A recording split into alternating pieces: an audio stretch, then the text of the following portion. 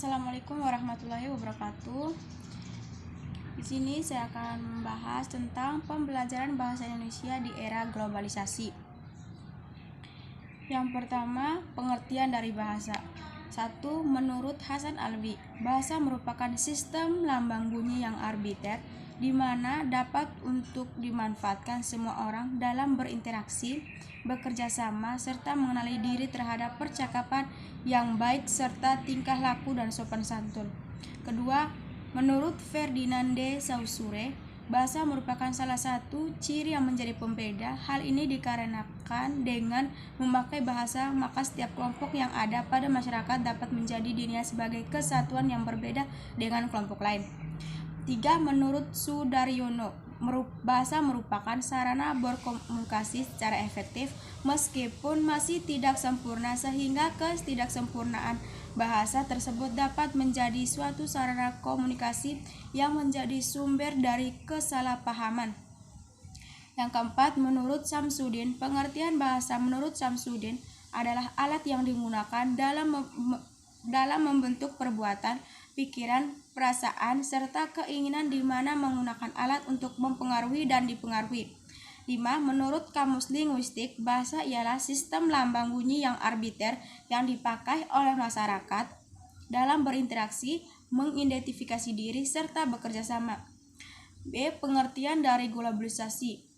Pertama, menurut Selo Sumarjon menyatakan bahwa globalisasi ialah suatu proses terbentuknya sebuah sistem organisasi dan suatu komunikasi antar masyarakat yang berada di seluruh dunia yang memiliki tujuan untuk mengikuti sebuah sistem dan suatu kaidah-kaidah tertentu. Kedua, menurut Emmanuel Rich mengatakan bahwa globalisasi ialah suatu jaringan kerja global yang mempersatukan suatu masyarakat, yakni merupakan mereka sebelumnya berpencar dan terisolasi yang nantinya akan saling mempunyai ketergantungan dan mampu menunjukkan suatu persatuan dunia. Ketiga, menurut Lawrence E. Rothberg menyatakan bahwa globalisasi yaitu suatu percepatan dari intensifikasi, integrasi, dan interaksi antar orang-orang, perusahaan, dan pemerintah dari sebuah negara yang berbeda. Keempat, menurut Ahmad Suparman yang menyatakan bahwa globalisasi ialah sebuah proses yang menjadikan suatu benda atau suatu perilaku sebagai ciri dari setiap individu di dunia tanpa adanya batasan oleh wilayah. Yang kelima, menurut David Hale menyatakan bahwa globalisasi yaitu globalisasi yang mengacu pada sebuah pelebaran, memperdalam, dan berinterkoneksi dipercepat secara global. Pernyataan tersebut diklarifikasi menjadi globalisasi bisa ditempatkan dalam satu kontinum bersama lokal, nasional, dan regional. Pertama, sejarah perkembangan Indonesia. Yang pertama,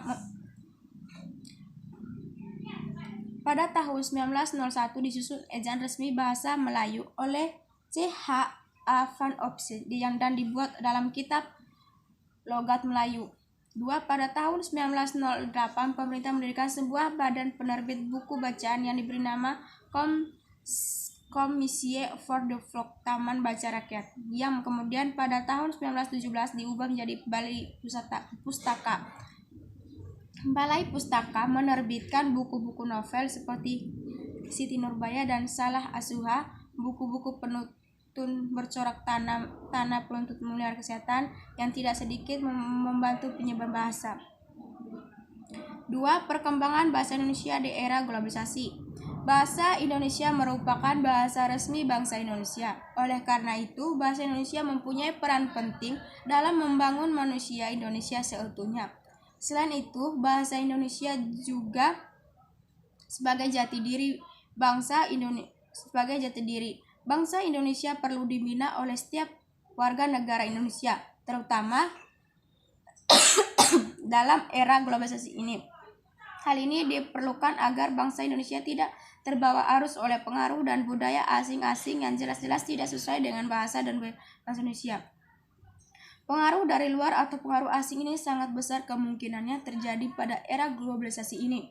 Batas antar negara yang sudah tidak jelas dan tidak ada lagi, serta pengaruh alat komunikasi yang begitu canggih harus dihadapi dengan mempertahankan jati diri bangsa Indonesia, termasuk jati diri bangsa Indonesia yang yang penulis maksudnya adalah tentang kedisiplinan bahasa nasional, yaitu pematuhan aturan-aturan yang berlaku dalam bahasa Indonesia dengan tetap memperhatikan situasi dan kondisinya.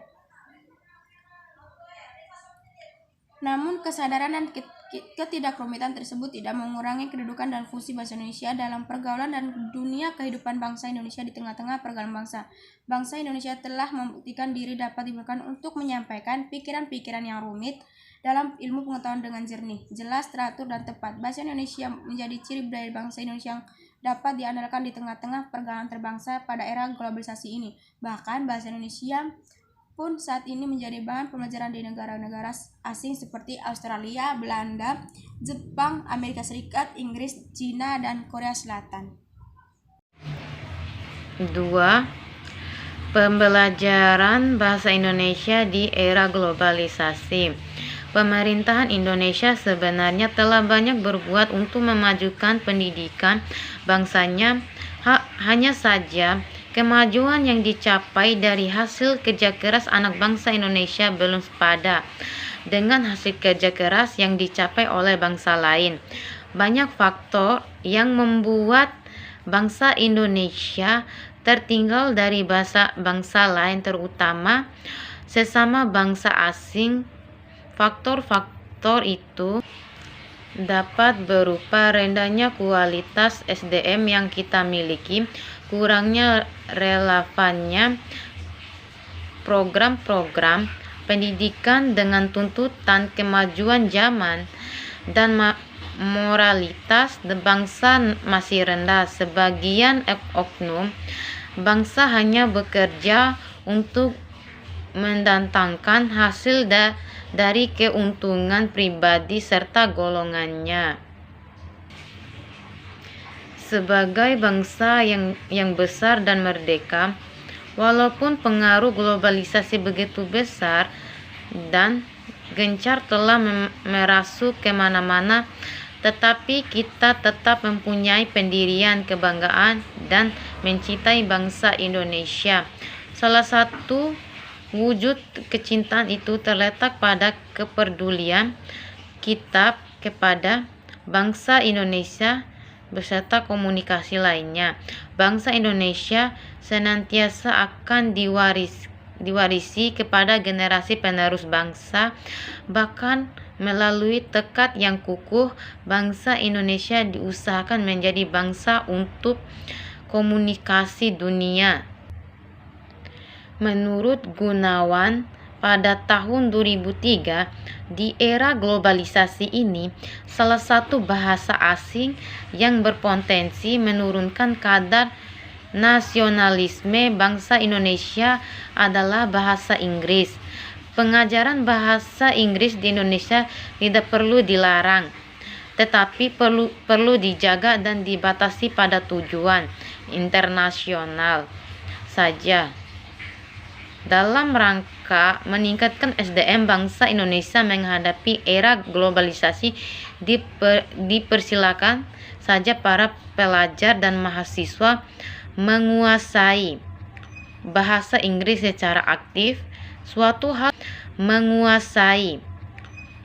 Inggris secara aktif. Suatu hal yang perlu dihindari adalah jangan sampai karena keasikan mempelajari bahasa asing, generasi muda bangsa Indonesia meninggalkan bahasa Indonesia dan tidak merasa perlu lagi mempelajari bahasa Indonesia. 4. Dampak perkembangan teknologi dan perkembangan bahasa Indonesia. Dengan semakin berkembangnya teknologi di Indonesia, di kehidupan kita, berdampak juga pada perkembangan dan pertumbuhan bahasa dan sarana pendukung pertumbuhan dan perkembangan budaya, ilmu pengetahuan, dan teknologi.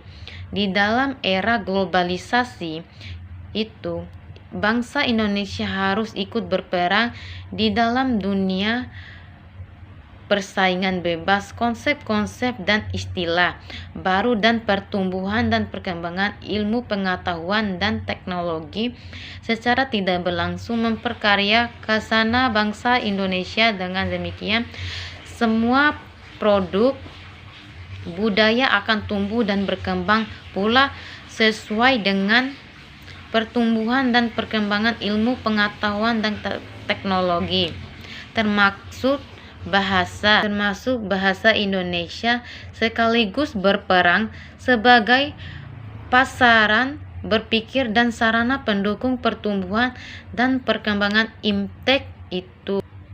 Indonesia sekaligus berperan sebagai prasarana berpikir dan sarana pendukung pertumbuhan dan perkembangan IMTEK itu. Dengan demikian, perkembangan ilmu pengetahuan dan teknologi yang cepat dan dapat membuat penggeseran pada bahasa Indonesia dilihat dari realita. Ini menyebabkan perkembangan ilmu pengetahuan dan teknologi membawa dampak yang positif dan negatif. Satu, seperti dampak positif perkembangan bangsa Indonesia yang ditimbulkan akibat dari perkembangan teknologi. A. Dengan adanya perkembangan teknologi, orang-orang akan sangat mudah untuk saling bertukar pesan artikel melalui surat elektronik. Pengaruh positif dari pertukaran pesan ini adalah dengan adanya pertukaran artikel tersebut, orang akan menggunakan bahasa Indonesia dalam penulisan artikel dengan memperhatikan kaidah-kaidah penulis yang baik, sehingga pembaca akan sangat mudah memahami bacaan tersebut. Bagian B, dengan perkembangan teknologi saat ini, seperti TV menggunakan bahasa yang baik dan benar dalam pembacaan berita misalnya yang akan disaksikan oleh masyarakat Indonesia. Masyarakat juga akan banyak mendengarkan bahasa Indonesia baik yang benar, sehingga akan mempengaruhi berkembangnya bahasa Indonesia yang baik dan benar. C. Pengaruh global teknologi akan memperkaya kosakata bahasa Indonesia. Pertukaran informasi dari bahasa asing, terutama bahasa Inggris, mempunyai pengaruh terhadap bangsa Indonesia yang tidak dapat dibendung. Contoh, information dan menjadi informasi. Bagian D, dalam bidang pendidikan, maka saat ini sudah dimungkinkan untuk belajar jarak jauh seperti e-learning dengan menggunakan media internet untuk menghubungkan antara mahasiswa dengan dosennya, seperti yang kini telah digunakan oleh beberapa dosen di UNM. 2. Dampak negatif perkembangan bahasa Indonesia yang ditimbulkan akibat dari perkembangan teknologi seperti A. Mempengaruhi pola berpikir masyarakat Indonesia adalah masyarakat yang konsumtif dan penasaran serta dengan hal baru, terutama sekaligus dengan adanya berbagai perubahan pada berbagai peralatan elektronik. Hal ini berdampak buruk terhadap pola berpikir masyarakat, misalnya pada kalangan remaja. Dengan adanya internet, anak-anak sekarang ini senang bermain jaringan sosial seperti Facebook. Terkadang melalui jaringan sosial tersebut, anak-anak banyak menggunakan bahasa gaul sehingga tidak lagi memperhatikan kaidah menggunakan bahasa Indonesia yang baik dan benar. B. Bermain jaringan sosial seperti Facebook. Terkadang melalui jaringan sosial tersebut, anak-anak banyak menggunakan bahasa gaul sehingga tidak lagi memperhatikan kaidah menggunakan bahasa Indonesia yang baik dan benar. B. Hilangnya budaya tradisional. Dengan adanya perkembangan ilmu pengetahuan dan teknologi membuat hilangnya budaya. Anak-anak sekarang cenderung lebih menyukai permainan berbasis online daripada bermain di lapangan. Permainan online yang digemari sering membuat anak-anak lupa lupa waktu dan tidak tertarik pada pelajaran sekolah. 5. Perkembangan bahasa Indonesia di kalangan remaja. Bahasa Indonesia ialah yang terpenting di kawasan Republik ketika dengan menggunakan bahasa Indonesia secara baik dan benar. Berarti kita telah menjunjung tinggi bahasa persatuan seperti diikatkan dalam Sumpah Pemuda pada tanggal 28 Oktober 1928. Namun saat ini pemakaian bahasa Indonesia baik dalam kehidupan sehari-hari mulai bergeser digantikan dengan pemakaian bahasa anak-anak remaja dikenal dengan bahasa gaul. Bahasa gaul kadang muncul dalam penggunaan bahasa Indonesia dalam situasi resmi yang mengakibatkan penggunaan bahasa tidak baik dan tidak benar. Padahal sebaiknya sebagian generasi muda kitalah yang seharusnya bangga menggunakan bahasa Indonesia, menunjukkan kita sebagai generasi muda yang memiliki nasionalisme yang tinggi. Mungkin memang tidak akan menggunakan secara sangat baik, namun tak ada salahnya kita sering menggunakan bahasa Indonesia dalam menggunakan bahasa Indonesianya dalam kehidupan sehari-hari, seperti contohnya dalam kehidupan perkuliahan saja.